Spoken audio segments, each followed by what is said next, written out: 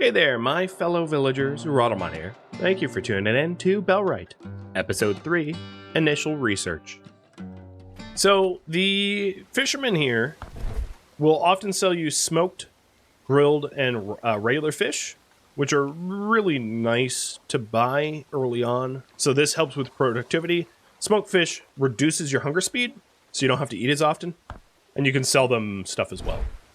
I don't really have a lot of gold right now, so I'm not about to do some trade, but let you know that if you're struggling to provide for your community, but you have a lot of money, you can just buy a lot of bulk fish from fishermen.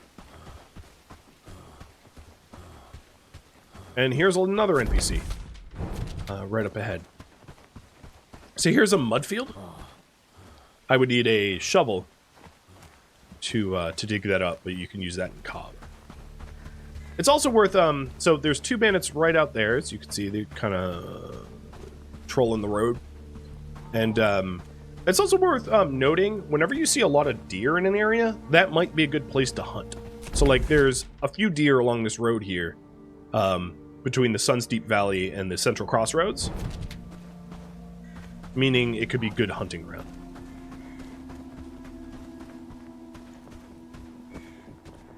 Listen, need a certain material for a special project. Thought you might be interested in getting some work. Tell me more. Simple stuff. Working on a set of unique armor that requires some very particular components. Need a set of stag horns for the helmet. You be willing to gather some for me? I can try. In the forest, nearby. Relatively common, so you shouldn't have too much trouble finding one. Just be careful. A bit skittish, those ones. Might run away if they detect your presence. Get the horns, bring them back to me, collect your reward. Not just coins, but knowledge too. Alright, I'll try to hunt one down. Handle the horns carefully. Quite fragile, so don't damage them once you've collected them. J, as in Juliet, is your journal tracker. You can turn off what you're currently tracking, and then the ones in gold are like story-based, and then the others are optional. The optional, so you can definitely ignore the optional ones, and sometimes optional quests bug out. All right, there's a bandit camp to my east. I'm not gonna like wander into that. Big no thanks there. So let's get back on track. So the reward for a village in need is trust for the village of Herndine. And that's what I want to continue working. It's also worth noting that there is some tin ore here. So one of these rocks, here it is tin ore. These rocks that you mine with a tool are infinite. The rocks, like this tin ore that I can find on the ground, are finite. I'm going to drop one of my river reeds in lieu of picking up that tin ore.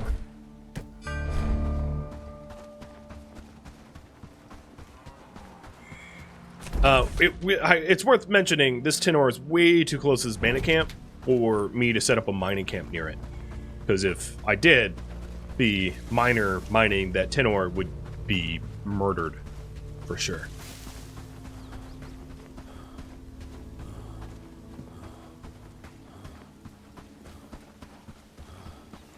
Old loot spots will be highlighted with this like blue pillar. So this trap actually trapped something, which is hilarious.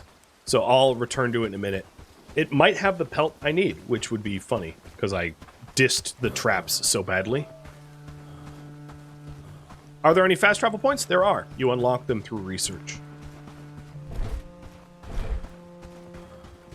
All right, so Nettersby is sleeping in this tent.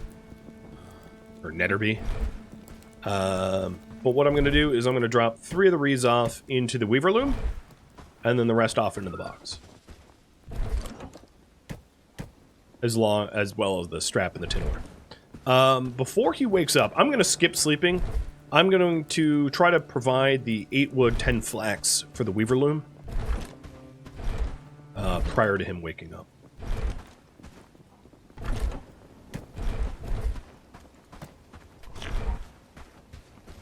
Oh, hello, dear. And let's get out to that trap, see if I ended up getting a pelt for free. That would be really funny to me. On my first playthrough, I built maybe like 10 traps and had a trapper and all that, and like, he caught nothing. But no, in this case, I got a pelt. So, egg on my face. So, it will show that I have 1 pelt in my inventory.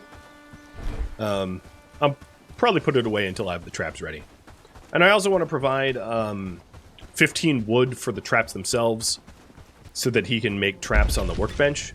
So that's 15 wood and 8 wood. So essentially cutting down a whole lot of trees. And then this small piece of meat I can roast. I wouldn't mind getting a little bit of protein.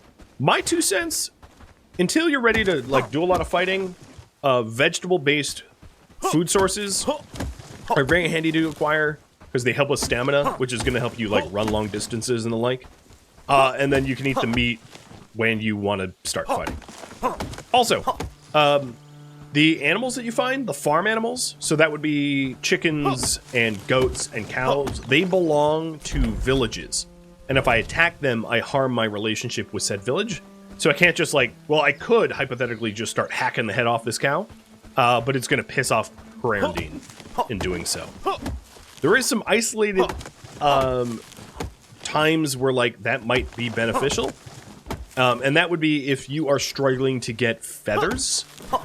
You can kill chickens owned by villages for feathers, because I find that hunting crows is pretty tricky unless your NPCs automatically do it, but killing chickens is really easy. How do I kill the stags? With a bow. And I'll be doing that shortly. So I said I needed 15 wood in here. And maybe I'll make the traps myself. So here's how to do that. I did that wrong. Go to the right side and just click traps 3 times. So this is what I usually delegate for villagers to do, because it's not the most engaging content for you guys to watch. When I was playtesting this for myself, sometimes I would like queue up pieces of armor and just like walk away for 5 minutes to get myself coffee and then come back and it wouldn't even be done. There are torches that you can carry to see in the dark, yes. As you can see, there's literally one I can craft right here. I'll make it next.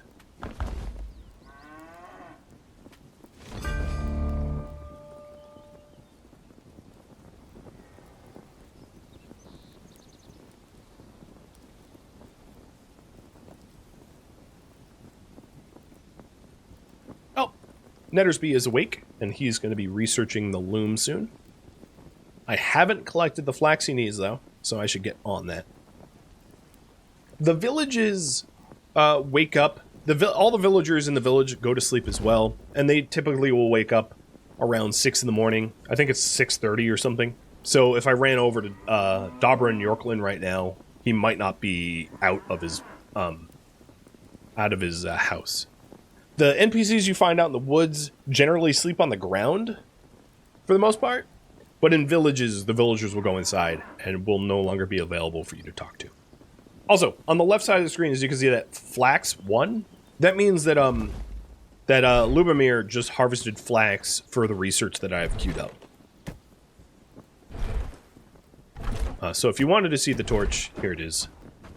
It helps, but like not so much.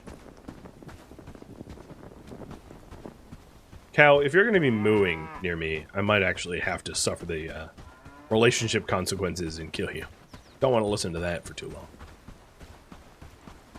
Oh, and he just got another flax. All on his own. I did intend to cook the meat. And while I'm cooking the meat, I might as well cook 3 more mushrooms.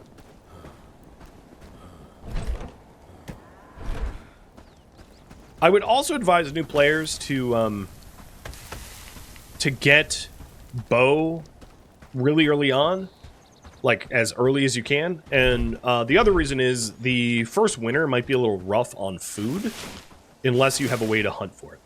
So there was a little pop-up on the left side of the screen that says like a new day dawns. And that's when everyone wakes up. So the village elder is awake now, and I can speak to him. So I'll put that pelt back in my inventory.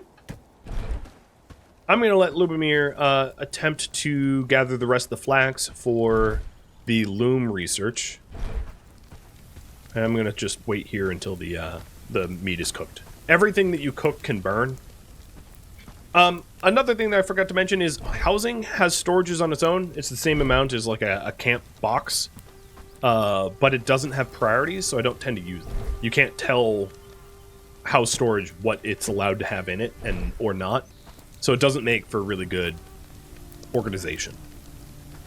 But if you absolutely have too much stuff and you have nowhere to put it, you can stick it in a house temporarily.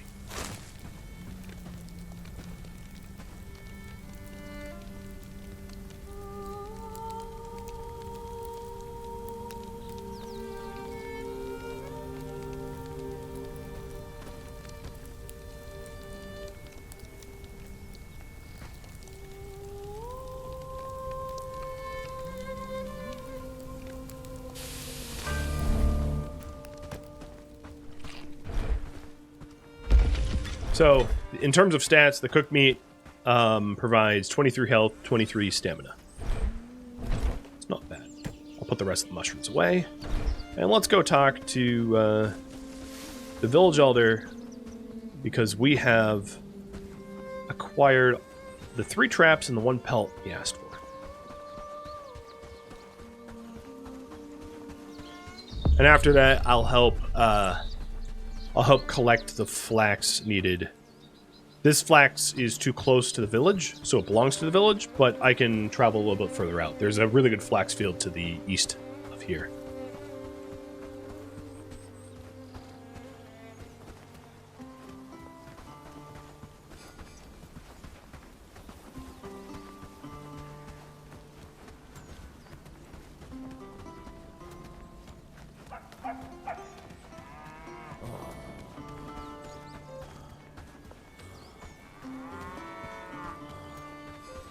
What the merchants will buy and sell will trade day by day.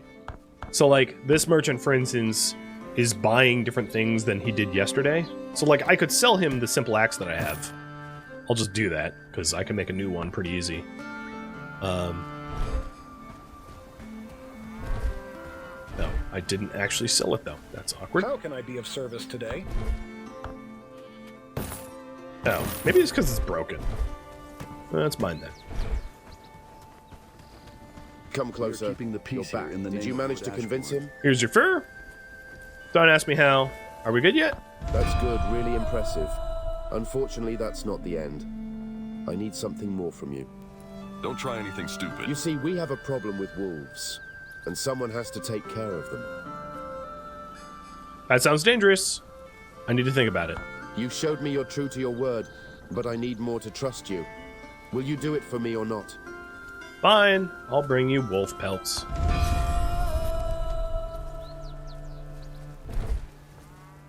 So, Hunter and the Hunted kill 2 wolves. Let's get the bow first. I could definitely kill the wolves with my little axe, but I'd prefer to start hunting. So I think what I'm going to do is instead, I'm going to prioritize the deer hunter. So research bow and quiver, and then get stag horns. That's what I'll work on first. And then once I have the stag horns, I can hunt wolves. There is generally, there's not really time limits on most of the quests. There's a few events that are sort of time limited, but I don't want to get into that without spoiling too much of the game. But yeah, generally speaking, quests are not timed, and you can take as much time as you want with them as you need. Lubomir is hungry, so as you can see, his consumed foods is just like a roasted mushroom, given the hungry symbol here. So he's probably not, he's not really researching. He's seeking food. It's funny, this flax belongs to the village, and the one I just harvested didn't. So here we are in a new flax field, and I'll just collect a backpack full, so that I don't have to keep coming out here. Another way to do it would be to recruit another villager from Rhadamant and build a foraging tent to sort of somewhat automate this task.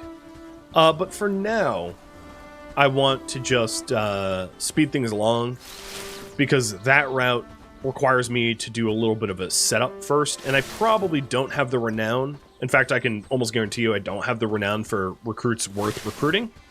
So the way the recruits work is the cost of renown to recruit a villager from a town goes up for each subsequent villager that you recruit from said town. So if you recruit all of your villagers from the same village, it will become exponentially more expensive, almost prohibitively so. Whereas if you spread out your recruits amongst Rhadamant, Padstow, Bradford, Farnworth, Blackridge Pool, so on and so forth, they will remain cheaper. Also, every town has a different subset of professions. So, as I mentioned before, Rhadamant has blacksmiths, weavers, and farmers. My 2 cents is really early on, you're going to want laborer and weaver and blacksmith. Those are the 3 professions that you probably want first.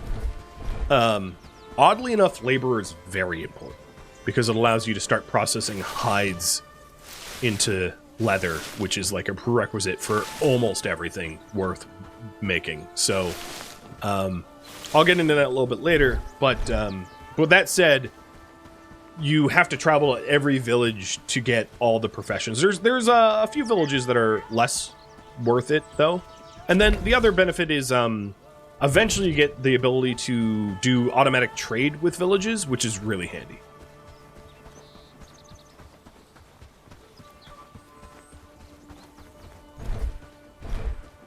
Alright, so I have all the flax that Lubomir is going to need. Dump that all in. And we get the loom. And then after I get the loom, I can start making simple cords, or have him make simple cords. And then once I have the simple cords, we can get the bow stuff. But as you can see, my storage space in these camp boxes are completely full. So I'll build another.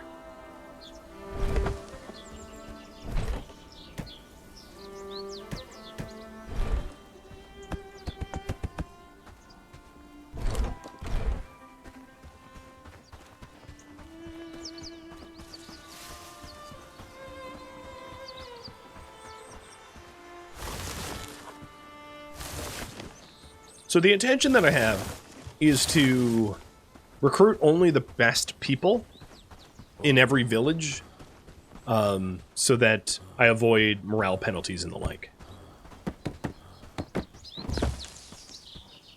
Alright, Lubomir, where are you? I want you researching. You are researching. But where are you? You're just east-northeast of me. Because you have 8 flax. So he went and collected flax for the research. What he's going to end up doing is stick the flax in the research bench, even though it's not needed. Well, that's not much of a problem.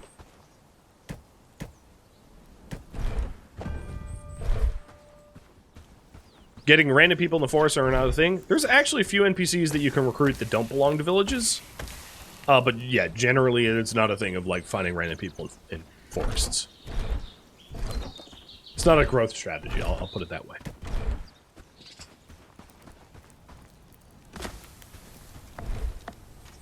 Let's go ahead and build the foraging camp. So, talking about strategy. There are a few different strategies into where to place these camps. If the strategic resources exist close to where you live, I do find it's best to put the camp as close to your stockpiles as possible. So if I put the foraging camp right here, the forager would go out, get flax, bring it back to the camp, and the camp would be right next to the storage boxes. So it's very convenient to use the material. Whereas if I build the foraging camp way out yonder, the transportation time between the camp and storages takes a while. It takes some logistics. So when deciding where to place your first true settlement, you probably want to place it near some of the strategic resources you're going to need most. Like I said, wood, copper, flax. It's also really handy. So trees don't regrow. So you can clear cut a forest if you want to like build your home, although I wouldn't advise it. And then some stumps can be dug up, but I will mention that like things like these rocks cannot be removed, and then there are some stumps that can't be removed. So if you plan to like build in the forest, you're going to run into a lot of terrain blockers that stop construction. Because if I try to build a foraging camp here, I can build it there, but not where the rocks are, or where the trees are, or where some of the stumps are. So if you have to clear a lot of land, it's going to suck and really slow you down. So finding a big, wide open spot that is ideally flat makes for really aesthetically pleasing homes.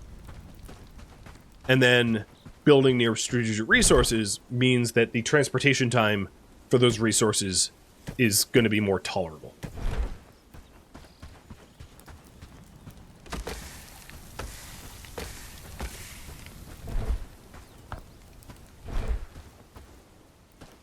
Here's Lubomir, and as I mentioned, he's going to stick his flax in the research bench. Actually, he didn't. He must have stuck it in a camp chest while I wasn't looking. Oh, that one's full.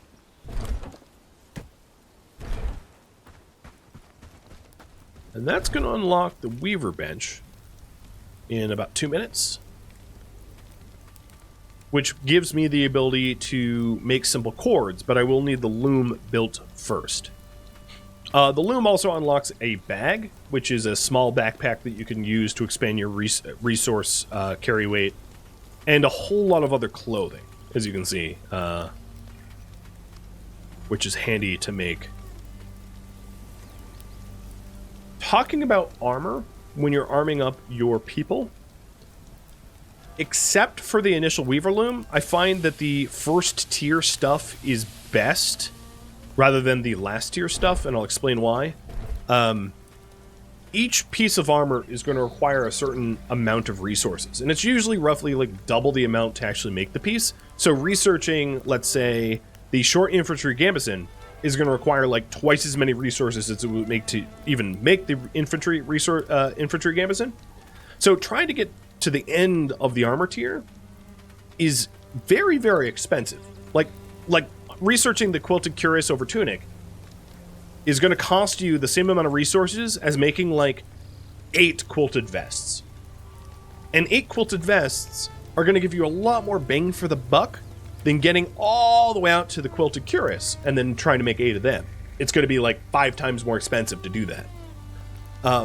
You want anyone who is fighting to have some armor and a shield and a decent weapon, because running around with like pitchforks and clubs, you're going to die so very quickly to bandits. They're going to smoke you. So my advice is to outfit them, on tier 1, it does make sense to get out to some of the nicer stuff out this way because it's cheap. But like tier 3, the cost difference between a mail halberd and a nightplate cuirass, it takes like hundreds of resources to unlock the nightplate cuirass.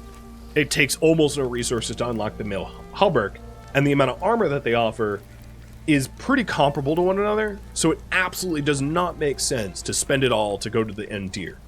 And I will also mention, you will probably beat the game before you unlock all the tech. Like, I beat the game well before I got all the armors unlocked, so it's not really a benefit either. So the Weaver Loom is done, and I want him to then research the Elm Shortbow next, but that's going to require cords only made on the Weaver Loom. Now, I could go and try to like find people that will sell me the cords. Did I count that wrong? No, I got 10. But it makes way more sense to just make them. So I'm going to stick a little Weaver's Loom, let's say right next to the workbench. I'll cluster all of the crafting next to one another. So this here needs 8 stone, 13 river reeds. I'll go pick up the reeds. So I have 1 of the stone. It's a start, I suppose. Oh, and I have exactly 13 river reeds? Perfect. And then 10 wood. So I need to collect stone and wood.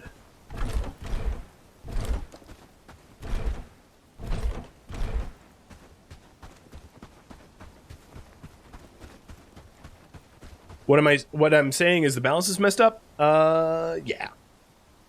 Yeah. I mean, if you want everyone in, like, knight plate shining armor, you can do it. I'm just saying it's probably not worth it.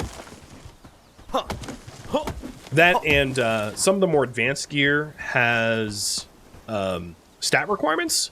So not for armor. Armor can be worn by anyone no matter what, but shields and weapons will require a certain amount of strength or agility. So Lubomir, for instance, can only go up to strength 5, agility 5. 5 is actually pretty good.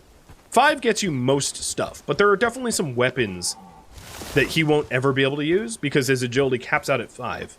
There are some of the nicer swords require agility 6 and higher, meaning that even if I did research amazing weapons, that doesn't necessarily mean your people can use them. Oh, I'm getting really close to a bandit camp. Let me back up a little. So it's also important when you're trying to outfit your own people to just simply know what they're allowed to use. Because strength and agility level up very slow, and it is it's an exponential curve. So going from agility 1 to 2 is easy. Going from agility 9 to 10 is ridiculously hard.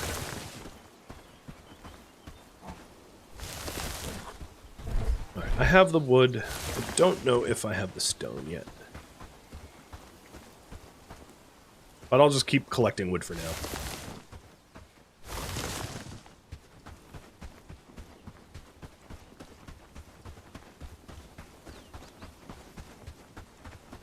So when you're recruiting people to your cause, some of them are going to have personality traits that make them really good for crafting. Some of them will have personality traits that will make them really good for combat, and just to outfit them appropriately, because not everyone is going to be good at everything. Save for 2 specific NPCs which are special. So here, there's 2 different interaction spots. There is managing the Weaver's Table to make clothing, and then there's managing the Weaver's Loom to make things like simple cord, linen, rope, and thatch. Thatch doesn't come in until much later on. So I could tell Lubomir to make the cords, and to top off and make at least 10 of them. So now he's going to be collecting flax, delivering it to the loom, and making cords for me.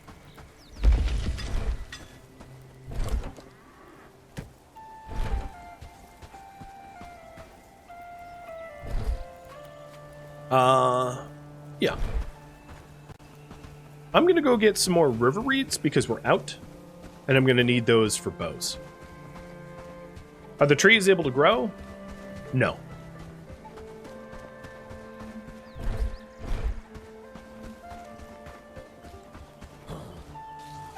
And you can't plant them either. I'm going to head south to this fish dock. And try to avoid as many bandits as I can.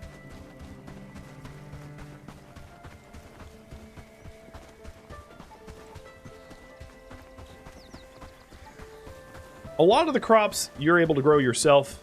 You can farm things like wheat, potatoes, radishes, turnips, garlic, sage, but trees and timber you can't forest, unfortunately. And it is entirely possible to clear cut an entire forest, meaning that if you do that, you're going to have to travel much. If you have like if you build something like a where is it? Like a lumber mill or a lumberjack or a logging camp, your loggers will eventually log everything around it, and you might have to move your logging camps around because the trees won't regrow around them.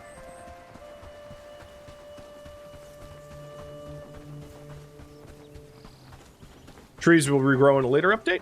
Cool. And they don't grow now.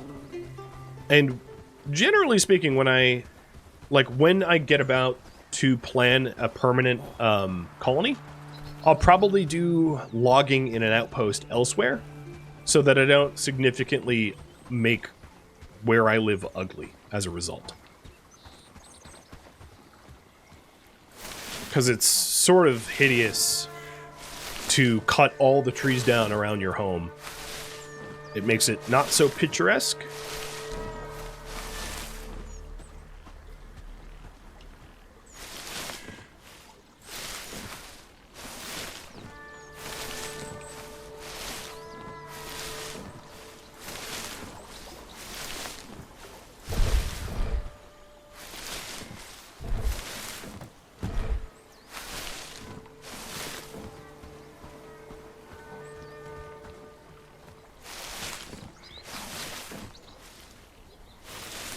So this guy is a fisherman, I think, who I have not interacted with yet.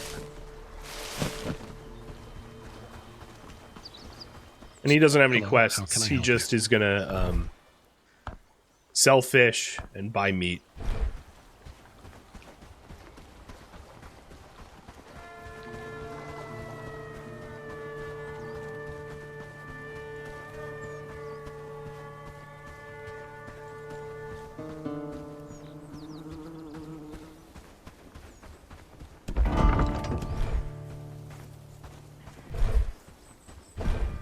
So, Lubomir, how are you doing?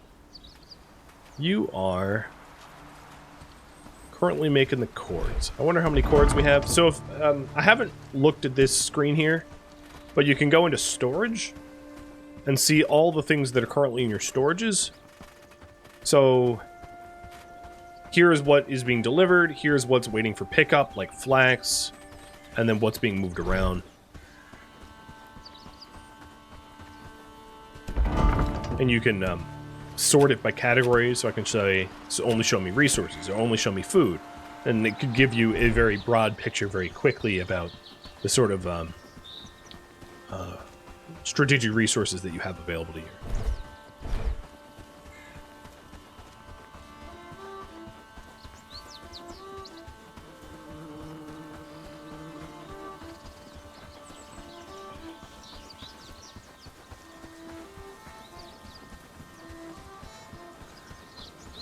So he's still working on the cords. Should be done with the cords soonish. And his Lubomir's crafting skill, his crafting attribute, so this is his stats, affect his cord making speed. And then there are foods that you can eat to speed up crafting as well, which I don't, because I'm really early on in the tech tree, I don't really have access to that stuff yet.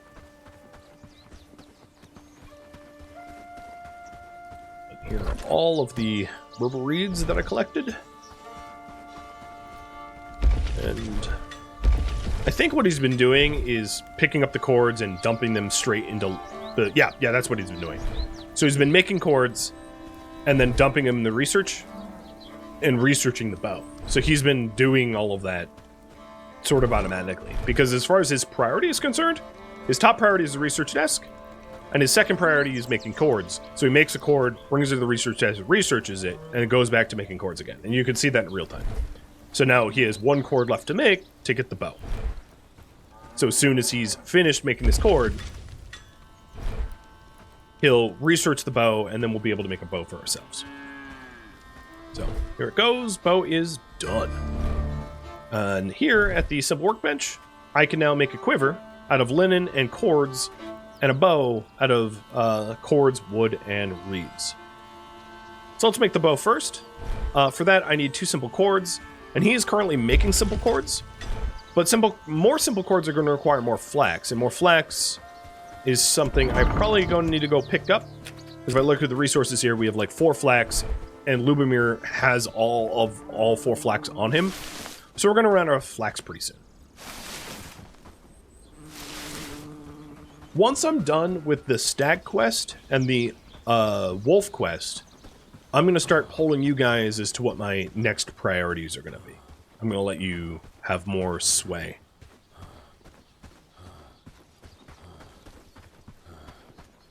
The open prairies are the best places to get wild flax. For whatever reason, you can see strategic spots for sage. Sage strategic spots tend to be good for flax, but there isn't like flax patches like there are sage patches for whatever reason.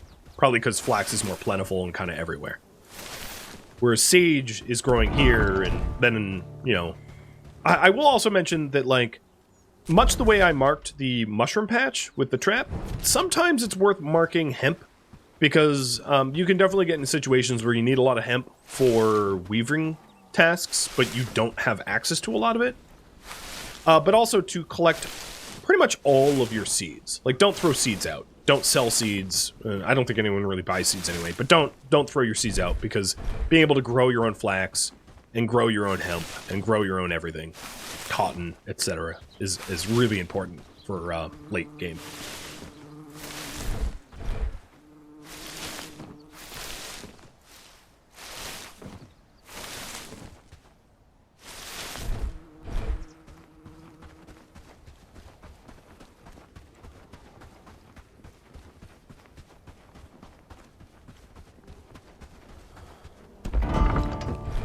So with bow researched, I have access to make arrows, I have access to make the bow and the quiver.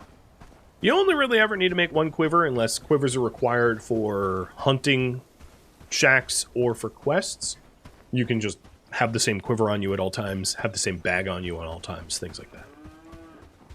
So I will make myself a quiver, a bow, and arrows. And then we'll be able to hunt for meat and food and all that stuff.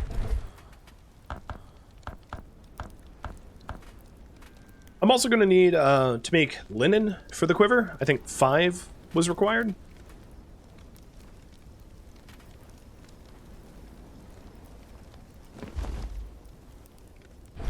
What's Lubomir working on? Maybe I'll set him up to research something new. Smoking rack campfire would be really nice to have.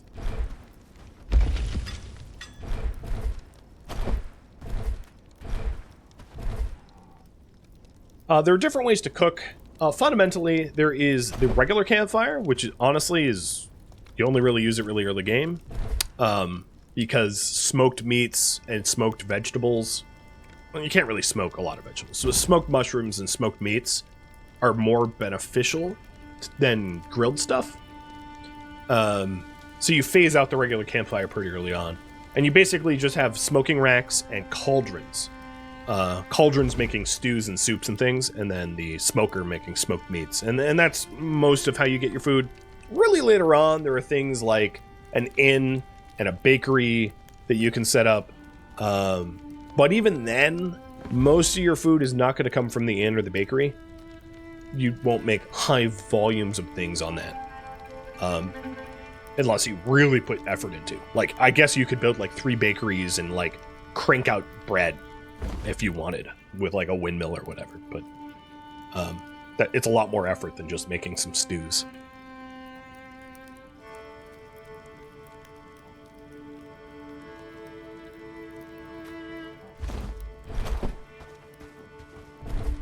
So let's see.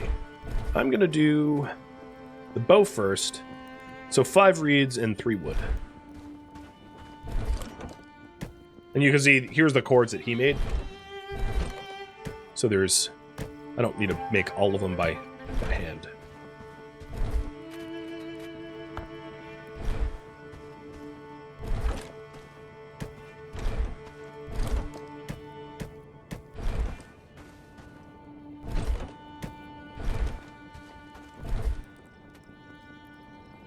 So this will take a minute, and then afterwards I'm going to want to make 5 linen, and then arrows.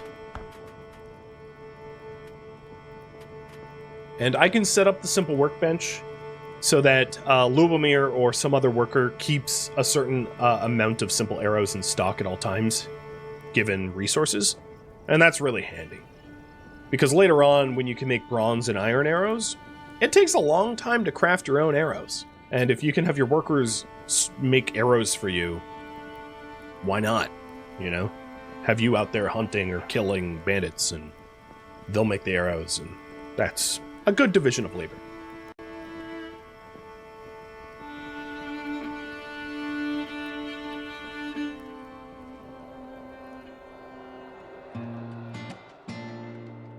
Thank you for tuning in to Bellwright, which originally streamed live on Twitch May 25th. If you have any feedback or questions for me, let me know in the comments below. If you would like to catch a live stream of mine, Rhadamant.com has my stream schedule and countdown timers to upcoming streams. If you would like to join my online gaming community on Discord, Rhadamant.com has a link to it, as does the description of this video. Thank you so very much for watching, and a special thank you to my Patreon patrons, Twitch subscribers, viewers that turned out to the Marathon's live stream, and also viewers like you that support the channel and made it all the way to the credits. Thank you so very much. I hope to catch you next episode or an upcoming stream. Farewell, my fellow Bellwrights.